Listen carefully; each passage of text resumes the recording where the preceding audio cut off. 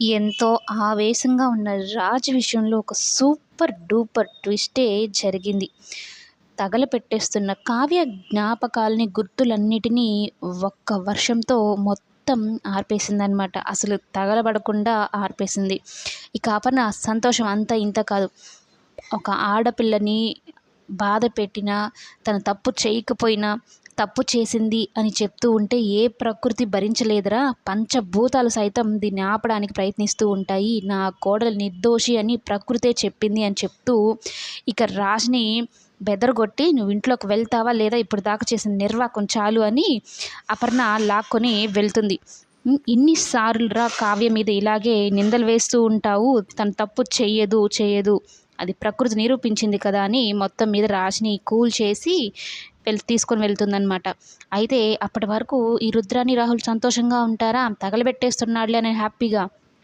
వర్షం రావడంతో డీలా పడిపోతారనమాట. ఇప్పుడు స్వప్న క్యారెక్టర్‌ని మార్చారు. ఈ అమ్మాయికి బదులు ఈ అమ్మాయిని పెట్టారనమాట. అయితే ఇక ఇంద్రదేవ్ గారొచ్చి స్వప్నతో చెప్తూ ఉంటారు. "అమ్మ, కావ్య వస్తువులన్నీ బయటే ఉన్నాయి. అవి చూస్తే నాకు చాలా బాధగా అనిపిస్తుంది.